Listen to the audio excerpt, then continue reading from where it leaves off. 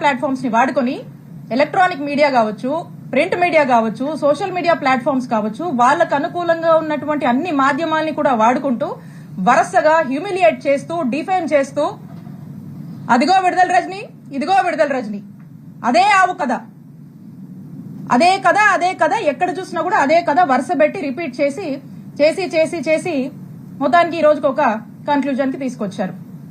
అది ఈ రోజు చూసినట్టయితే నా మీద ఏసీబీ కేసు కట్టారు. ఏంటి ఈ ఏసీబీ కేసు? అసలు ఈ కేసు గురించి మనం మాట్లాడితే, ఈ కేసుకి సంబంధించి ఎవరైతే కంప్లైంట్ ఇచ్చారో ఈ కంప్లైంట్ ఇచ్చిన వాళ్ళని నేను ఏ రోజు చూడలేదు. ఈ కంప్లైంట్ ఇచ్చిన వాళ్ళు నన్ను ఏ రోజు కలవలేదు, నేను వాళ్ళని ఏ రోజు కలవలేదు. ఈ కంప్లైంట్ ఇచ్చిన వాళ్ళతో నేను ఎప్పుడు మాట్లాడలేదు. ఈ కంప్లైంట్ ఇచ్చిన వాళ్ళకి నాకు అసలుకి నో గివ్ అండ్ టేక్, ఏ మాత్రం కూడా వీళ్ళతో నాకు సంబంధం లేదు. వీళ్ళు అల్లినటువంటి కట్టు కథకు నాకు ఎటువంటి సంబంధం లేదు. అయినప్పటికీ కూడా ఒక కట్టు కథ అల్లి ఈ ఓరల్ బేస్డ్ ఆధారాలని బేస్ చేసుకుని ఈ రోజున ఏసీబీ కేసు నమోదు చేశారు. నేను మళ్ళా స్పష్టం చేస్తా ఉన్నాను, వీళ్ళెవరో ఏంటో, వీళ్ళ వేరబౌట్స్, వీళ్ళ బిజినెస్ ఏది కూడా నాకు తెలీదు, నాకు సంబంధం లేదు. ఈ కేసుకి నాకు ఎటువంటి సంబంధం లేదు. కేవలం ఒక పొలిటికల్ క్లౌడ్ తో దీని వెనకాల కొంతమంది ఉండి, వాళ్ళ వెనకాల కొంతమంది ఉండి చేస్తున్నటువంటి, విడుదల రజనీని టార్గెట్ చేస్తున్నటువంటి ప్రయత్నంగా రెడ్ బుక్ పాలన పరాకాష్ఠగా ఈ కేసుని ఈ రోజు చూడాల్సినటువంటి అవసరం ఉంది అని తెలియజేస్తున్నా. ఇప్పుడు అసలు ఈ కథ ఇదొక కట్టు కథ, చక్కటి కట్టు కథ. ఈ కథలోకి వెళ్తే అసలు ఎందుకు వీళ్ళు ఇలా చేస్తున్నారు, ఎందుకు ఈ కేసు పెట్టాల్సి వచ్చింది, ఏంటి కారణాలని కనుక మనం చూస్తే, ఈ పెట్టినతను టీడీపీ సంబంధించినటువంటి వ్యక్తి. ఇతను ఈ కథకి వీళ్ళని ముందుండి నడపడానికి గల కారణం ఒక డైరెక్టర్ ఉన్నాడు. ఈ డైరెక్టరు, ఈ స్క్రీన్ ప్లే, వీళ్ళంతా కూడా ఈ యాక్టర్స్, ఆర్టిస్టులు వీళ్ళంతా. ఎందుకంటే మొదటి నుంచి కూడా ఒక మార్కెటింగ్ టీం ని పెట్టి, మీరు వస్తారా విడుదల రజనీ మీద కేసు పెడతారా, కంటెంట్ మేము ఇస్తాము, మీరు జస్ట్ అక్కడికి వెళ్ళి ఆ కంప్లైంట్ ఇచ్చిరండి, మీరు వస్తారా, అధికారం మా దగ్గర ఉంది, ఏం పని కావాలో చేసి పెడతాము, విడుదల రజనీ మీద మేము ఒక నరేషన్ ఇస్తాము, ఆ నరేటివ్ తీసుకుని పలానా ఆఫీస్కి వెళ్ళి కంప్లైంట్ చెప్పండి, బయటికి రాగానే మీడియాతో మాట్లాడండి, సోషల్ మీడియాలో పెట్టండి అనేది ఒక ఎజెండా పెట్టుకున్నారు. ఒక మోడస్ ఆపరెండా రన్ చేస్తున్నారు. దాంట్లో భాగంగానే ఒక బిజినెస్ మ్యాన్, ఒక వ్యక్తి వెళ్లి, ఇక్కడ ఒక డైరెక్టర్ ఉన్నాడు, ఆ డైరెక్టర్ ఎవరో కాదు, Narasaraopet MP Shri Lavu Srikrishnadevaraya garu. He is the director. ఈ డైరెక్టర్ దగ్గరికి ఈ బిజినెస్ మ్యాన్ వెళ్తాడు. ఈ బిజినెస్ మ్యాన్ ఫ్రెండ్ అంటారు, ఈ బిజినెస్ మ్యాన్ బంధువు అంట, అదే పార్టీకి సంబంధించి, అదే వాళ్ళ వర్గానికి సంబంధించినటువంటి వ్యక్తి ఈ బిజినెస్ మ్యాన్. ఈ బిజినెస్ మ్యాన్ వెళ్లి అతనికి ఏవో బిల్లులు కావాలి, అతనికి ఉన్నటువంటి పెనాల్టీస్ వేవ్ ఆఫ్ చేయాలి, అతను యథేచ్ఛగా వ్యాపారం చేసుకోవడానికి అతని సపోర్ట్ కావాలని అతన్ని అడిగితే, ఇతనికి డైరెక్టర్ గారు అన్నాను కదా కృష్ణదేవరాయ గారు, ఇతనికి ఇల్లీగల్ గా ఎట్లంటే అట్లా వ్యాపారం చేసుకోవడానికి, ఇల్లీగల్ వ్యాపారం ఇష్టం వచ్చినట్టుగా చేసుకోవడానికి, ఎదురే లేకుండా వ్యాపారం చేసుకోవడానికి సహకరిస్తానని హామీ ఇస్తూ కృష్ణదేవరాయ గారు ఈ బిజినెస్ మ్యాన్ ని ఒక కోరిక కోరుతారు. ఏంటంటే, నా టార్గెట్ విడుదల రజనీ, ఈ విడుదల రజనీ మీద తన్ని డిఫేమ్ చేయాలి, తన మీద ఏదో ఒక కంప్లైంట్ పెట్టండి, తన్ని డిఫేమ్ చేద్దాము, కంప్లైంట్ పెట్టించడము, ఆ పైన ఫాలో అప్పులు వ్యవహారాలు మొత్తం నాది బాధ్యత, మీరు అలా కంప్లైంట్ పెట్టి నేను చెప్పిన ఆఫీస్కి వెళ్ళి ఇచ్చేసి మీరు ఇంట్లో కూర్చోండి మెలకుండా, నేను నడుపుతా అని చెప్పి మీ బిజినెస్ లు నడిపిస్తా అని అతనికి అభయం ఇచ్చి వెనకుండి ఈ విధమైనటువంటి దారుణమైనటువంటి ఇల్లీగల్ కేసుని నా మీద, మా స్టాఫ్ మీద, మా మరిది మీద పెట్టించినటువంటి ప్రయత్నం చేశారు. అసలు ఎందుకు ఇది చేయాల్సి వచ్చింది, కృష్ణదేవరాయ గారికి కూడా ఎందుకు ఇలా చేయాల్సి వస్తుందంటే, కృష్ణదేవరాయ గారికి విడుదల రజనీ అంటే కోపం కొంచెం ఎక్కువేనండి, ఎక్కువ కోపమే. ఎందుకో నాకు కూడా కారణాలు తెలీదు, కానీ రకరకాల కారణాలు ఆయనే అనుకుంటాడు, రకరకాల కారణాలు ఆయనకే ఉన్నాయి. సరే, ఎందుకంటే దానికి కూడా కథ ఉంది, అది కూడా చెప్తా. అయితే ఆ కథ ఏంటంటే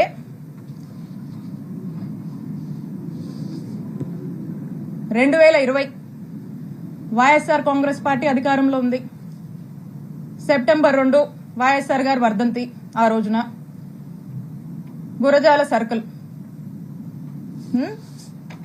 ఆ రోజున కరెక్ట్ సంవత్సరంన్నర అయింది మేము అధికారంలోకి వచ్చినప్పుడు కృష్ణదేవరాయ గారు ఏం చేశారంటే, అతనికి ఎందుకో గాని నా మీద ఎందుకు కోపమో ఏంటో ఆ భగవంతుడికే తెలియాలి, ఆయనకే తెలియాలి కారణాలు. అతని కోసం, అతని గ్రూప్ కోసం, అతను ఇక రకరకాలు ఉంటాయిలేండి. సరే, ఆయన ఏం చేశారంటే ఈ గురజాల సర్కిల్లో ఉన్నటువంటి పోలీస్ స్టేషన్లో అక్కడున్నటువంటి డిఎస్పీ గారిని, అక్కడున్నటువంటి సిఐ గారిని ఇద్దరిని కూడా మాటలు చెప్పి మా అధికారాన్ని మా మీదకే వాడి వాళ్ళని పోలీసులను బ్రైబ్ చేసి నా మీద, నేను మాట్లాడేటువంటి ఫోన్ నంబర్ మీద, నేను వాడేటువంటి నంబర్స్ మీద, మా సిబ్బంది నంబర్స్ మీద, మా ఇంట్లో వాళ్ళ నంబర్స్ మీద ఒక 6 నుంచి 7 నంబర్ల వరకు కూడా కాల్ డేటా తీసే ప్రయత్నం చేశారు. కాల్ డేటా తీయాలంటే ఎఫ్ఐఆర్ కట్టాలి. వీటి మీద ఎఫ్ఐఆర్ కట్టి, ఈ సర్కిల్లో ఎఫ్ఐఆర్ కట్టి ఈ కాల్ డేటా తీశారు. ఇది ఈ రోజున నేను ఎందుకు చెప్తున్నానంటే, మేమిద్దరం ఒకే పార్టీలో ఉన్నాం. ఇది మేము అధికారంలో ఉన్నప్పుడే జరిగింది. అప్పుడు నేను ఎమ్మెల్యేని. అప్పుడు జరిగినటువంటి విషయము నేను ఏ రోజు కూడా ఈ విషయాన్ని చెప్పే పరిస్థితి నాకు రాకూడదని నా మనసులో ఎప్పుడు అనుకుంటూ ఉండేదాన్ని. కానీ ఈ రోజున నేను ఏ తప్పు చేయకపోయినా, ఈ రోజున నన్ను బాధ పెట్టి, నా కళ్ళల్లో ఏదో కన్నీళ్లు చూద్దామని, నన్ను ఇబ్బంది పెట్టి హింసిద్దామని చెప్పి ఈ రోజున వరుస పెట్టి నన్ను టార్గెట్ చేస్తూ నన్ను ఇబ్బంది పెడుతున్నప్పుడు చెప్పక తప్పట్లేదు. కాబట్టి ఈ రోజు నేను చెప్తా ఉన్నా, ఆ రోజున మేము ఒకే పార్టీలో ఉన్నాము. వైఎస్ఆర్ కాంగ్రెస్ పార్టీ ఇంటిగ్రిటీ కోసం నేను ఆ రోజు నోరు విప్పలేదు. ఈ రోజున కూడా నేను చెప్పాలనుకోలేదు, కానీ చెప్పే పరిస్థితులు ఏర్పడ్డాయి కాబట్టి నేను చెప్తా ఉన్నాను. ఒకసారి ఆలోచన చేయండి. ఒకే పార్టీకి సంబంధించినటువంటి ఎంపీ, అక్కడున్నటువంటి ఒక బీసీ మహిళ, ఒక ఎమ్మెల్యే మీద కాల్ డేటా తీస్తారండి? కాల్ డేటా అనేది ఒక వ్యక్తి ప్రైవసీకి సంబంధించినటువంటి విషయం. నా ప్రైవసీ అంటే నా జీవితం, నా వ్యక్తిగత జీవితంలోకి రావాలనేటువంటి ఎందుకంత నీచపు ఆలోచన వారికి వచ్చిందో నాకు తెలీదు. నేను ఒక్కసారి అడుగుతా ఉన్నాను, ఈ రాష్ట్రంలో ఇంతమంది అన్నల్ని, తమ్ముళ్ళు ఉన్నారు. వాళ్ళని నేను అడుగుతా ఉన్నా, ఒక్కసారి ఆలోచన చేయండి. మీ ఇంట్లో ఒక ఆడపిల్ల ఉంటే, మీ భార్య అయినా, మీ చెల్లి అయినా, మీ అక్క అయినా, మీ ఇంట్లో ఉండే ఆడవాళ్ళ కాల్ డేటా ఎవరన్నా తీస్తే ఏంటండి? మీకెంత బాధ అనిపిస్తుందండి? మీకెంత కడుపు కాలుద్దండి? అలాగే మీరు కాల్ డేటా తీసినప్పుడు నా కుటుంబ సభ్యులు కూడా అలాగే ఫీల్ అయ్యారు. ఇంత నీచుడా కృష్ణదేవరాయలు అని చెప్పి అందరూ ఫీల్ అయ్యారు. ఇది మా అధిష్టానానికి తెలుసు, మా పార్టీలో ఉన్నటువంటి పెద్దలకు తెలుసు, అప్పట్లో ఉన్నటువంటి మా పోలీస్ అధికారులకు కూడా తెలుసు. కానీ ఎప్పుడు బహిరంగంగా ఈ విషయాన్ని నేను బయటికి చెప్పే ప్రయత్నం చేయలేదు.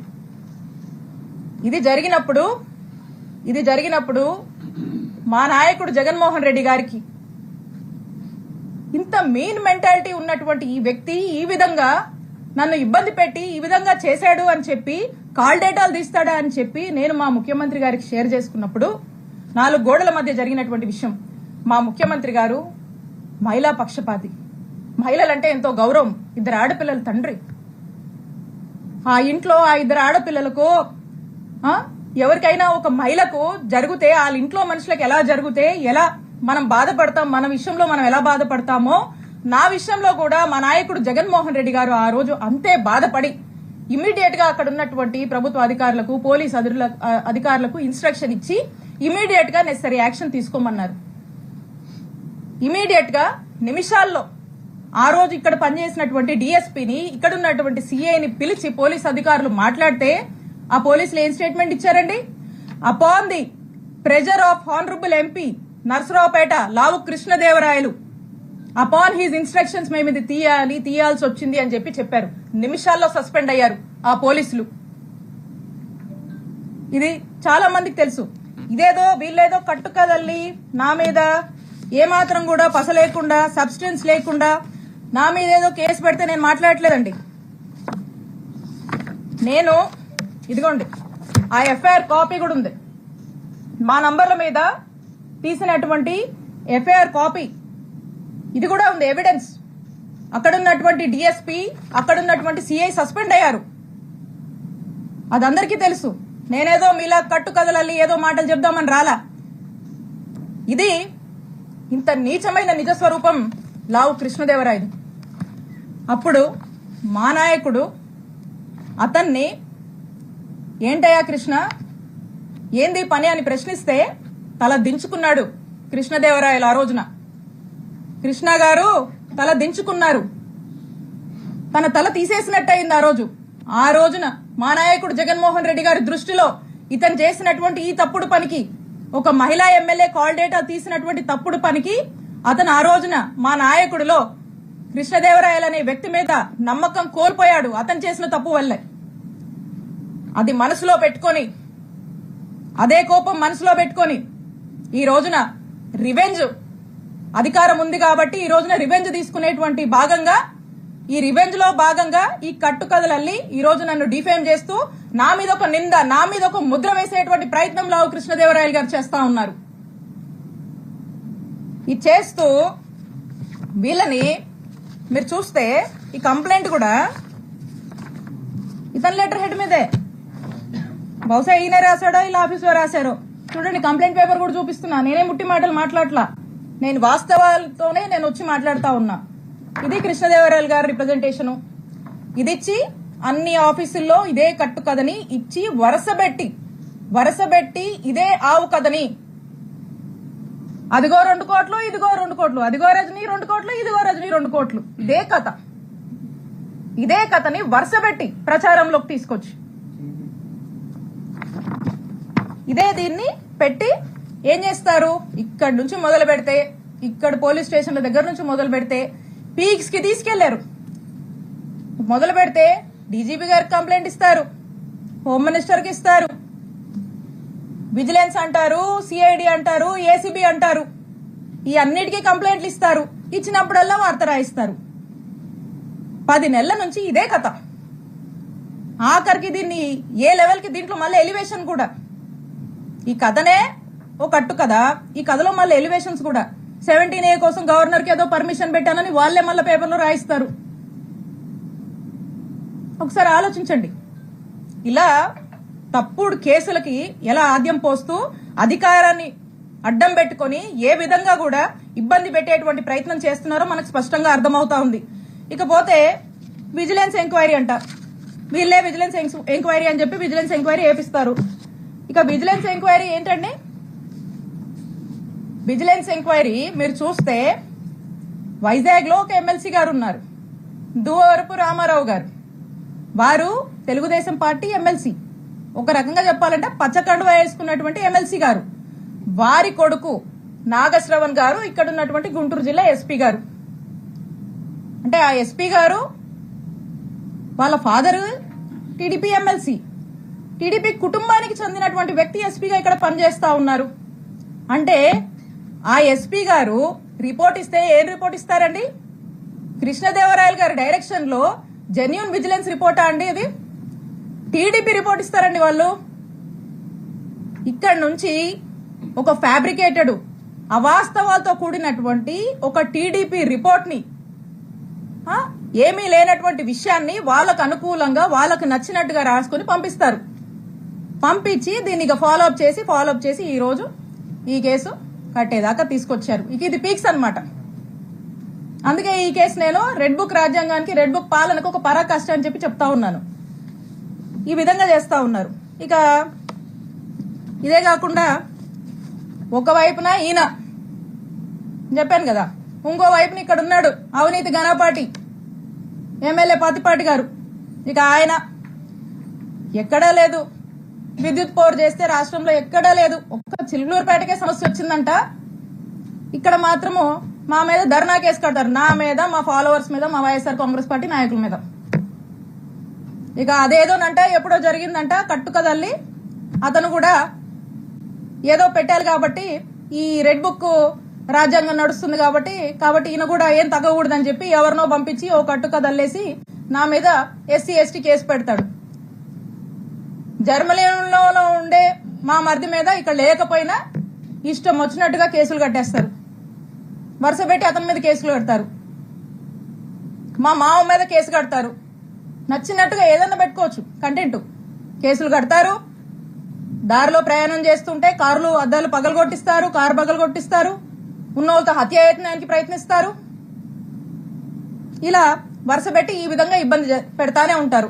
ఎప్పుడు చూడు మాటలు, ఏదో అవినీతి అంటారు. చేసే వాళ్ళకి వస్తాయో మాటలు, పొద్దుకులు ఎవరికి వస్తాయి? ఎవరు ఏం చేస్తే అదే వస్తుంది వాళ్ళకి. ఆయన అదే చేస్తాడు కాబట్టి పొద్దున్న లేస్తే ఆయన చేసే పాలన ఏమి ఉండదు. కాబట్టి ఆ నోటి వెంట వచ్చే మాటలే అవి, ఏం చేస్తారో అదే వస్తుంది. కాబట్టి ఆయన విఘ్నతగా వదిలేయాలి. సో కాబట్టి ఈ విధంగా ఒకరిలా ఒకరు మరోలాగా ఈ విధంగా వరుస పెట్టి ఇబ్బంది పెడుతూనే ఉన్నారు. నేను చెప్తా ఉన్నా, ఇక్కడున్నటువంటి ప్రతి ఒక్కరికి తెలుసు, ఇక్కడ ఉన్నటువంటి ప్రజలందరికీ తెలుసు ఎవరు ఏ నేచర్ ఉన్నటువంటి వ్యక్తులు,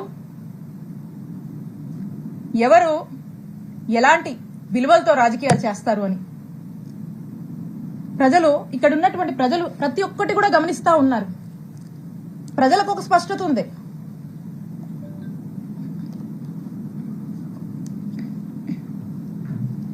ఇక వీళ్లకు పొద్దుపోక ఇలా నన్ను టార్గెట్ చేస్తూ వరుసపెట్టి ఇబ్బందులకు గురి చేసి ఏదో నా కళ్ళల్లో భయం చూద్దాం అనుకుంటున్నారేమో. నాకు బాధేస్తుంది ఎప్పుడు తెలుసా, అవతలోడి కళ్ళల్లో అవతలోడు ఏదైనా పెయిన్ లో ఉండి నా దగ్గరకు వస్తే బాధేస్తుంది. అప్పుడు ఏదైనా కళ్ళెంబడి నీళ్ళు రావచ్చేమో అవతలోడు బాధ చూస్తే. కానీ నీలాంటి వాళ్ళు భయపెట్టాలంటే నాకేం బాధ అనిపించదు, నాకు భయం అస్సలు అనిపించదు నీలాంటి వాళ్ళు భయపెట్టాలని చూస్తే.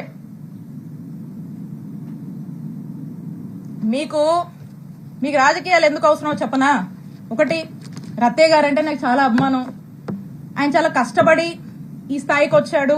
ఎంతో మందికి ఒక విద్యా సంస్థలు పెట్టి ఎంతో మందికి విద్యాబుద్ధులు నేర్పించినటువంటి వ్యక్తిగా ఈ ప్రాంతం ప్రజలు ఆయన్ని గౌరవిస్తారు. నాకు అదే గౌరవం ఉంది. కానీ అన్ఫార్చునేట్లీ ఈ రోజు వారి కొడుకు గురించి ఇన్ని నిజాలు, ఆయన తప్పు చేశాడు కాబట్టి ఇవన్నీ నేను బయట పెట్టాల్సి వస్తుంది. సో కృష్ణదేవరాయలు గారికి రాజకీయాలంటే ఈ రాజకీయాల వల్ల వాళ్ళకి లబ్ధి జరుగుతుంది కాబట్టి ఆయనకు రాజకీయాలు కావాలి. కానీ విడుదల రజనీకి అట్లా కాదు. ఎందుకంటే నేను నిజాయితీగా ప్రజలకు సేవ చేయడానికి రాజకీయాల్లోకి వచ్చాను. రాజకీయాల వల్ల నా రూపాయి నా ఆస్తులే నేను కోల్పోయాను తప్పితే నేను రాజకీయాల వల్ల ప్రజల వల్ల రాజకీయం వల్ల ఏదో లబ్ధి పొందాలనే ఉద్దేశంతో నేను రాలా. నాకు అవసరం లేదు కూడా, బై గాడ్స్ గ్రేస్. మీరు ఎలా అంటే ఒక ఉదాహరణ చెప్తాను. కృష్ణదేవరాయలు గారు మా ప్రభుత్వంలో విశాఖపట్నంలో కొన్ని ఎకరాలకు సంబంధించినటువంటి ల్యాండ్ డీటెయిల్స్ ఉన్నాయి, డీటెయిల్స్ కావాలంటే మీకు కూడా ఇస్తాను. కొన్ని ఎకరాలకు సంబంధించినటువంటి ల్యాండ్ ఉంటే ఆ ల్యాండ్ ని అప్పుడు టీడీపీ గవర్నమెంట్ లో వాళ్ళ చుట్టూ తిరుగుతా వాళ్ళ అప్పట్లో. మా ప్రభుత్వం అధికారంలోకి వచ్చాక విశాఖపట్నంలో కొన్ని ఎకరాలకు సంబంధించినటువంటి ల్యాండ్ కారు చౌక రేటుకి మా ముఖ్యమంత్రి గారు చుట్టూ తిరిగి కారు చౌకి కొన్ని ఎకరాల ల్యాండ్ కొట్టేశారు. ఈరోజు కోట్ల విలువ ఉంటుంది ఆ ల్యాండ్. అలాగే ఒక చెరువుకు సంబంధించిన ల్యాండ్ మీద కూడా కన్నేసి అది కూడా తీసుకోవాలని తిరుగుతా ఉన్నాడు. అది ఒక స్టేజ్ లో ఉంది. బహుశా మరి చేశారేంటో నాకు తెలియదు, దాని మీద క్లారిటీ లేదు. ఇప్పుడు కూడా అది మా ప్రభుత్వంలో, మా జగనన్న ప్రభుత్వంలో అలా ఆ ల్యాండ్ ని కొట్టేశారు. కోట్ల విలువైన ల్యాండ్ కారు చౌక్ కొట్టేశారు. ఇప్పుడు కూడా ఓ ల్యాండ్ ఎంచుకొని మళ్ళా ఇప్పుడు కూడా కారు చౌక్కి కొన్ని కోట్ల విలువైనటువంటి కొన్ని ఎకరాల ల్యాండ్ ని కొట్టేయడానికి మళ్ళా కూడా ఈ ప్రభుత్వం చుట్టూ తిరుగుతా ఉన్నారు.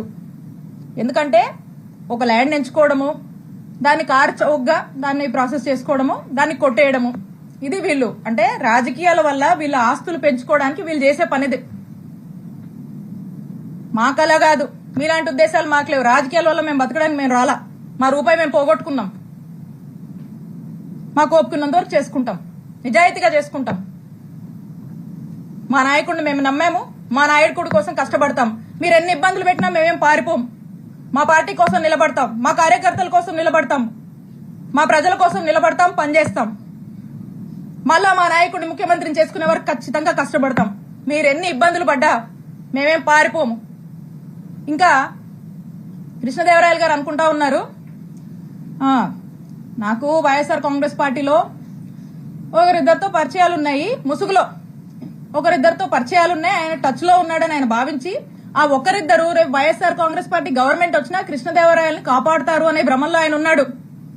ఆ ఇద్దరు, ఆ ఒక్కరు, నువ్వు ముసుగులో ఉన్న ఏ ఒక్కరు కూడా నిన్ను కాపాడలేరు అని నేను క్లియర్ గా చెప్తున్నా. నిన్ను కాపాడలేరు, అది నీ భ్రమే.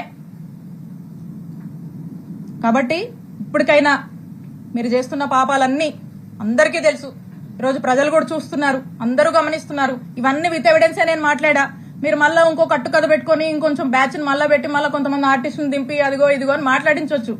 కాదు, నేను చెప్తా ఉన్నా, పోసాని గారు అప్పుడెప్పుడో మాట్లాడారని చెప్పి తర్వాత ఇన్ని సంవత్సరాలకు తెచ్చి చుట్టూ తిప్పారు కదా, ఇబ్బందులు పెడుతున్నారు కదా. అదే రాజ్యాంగం మాకు కూడా వర్తిస్తుంది కదా.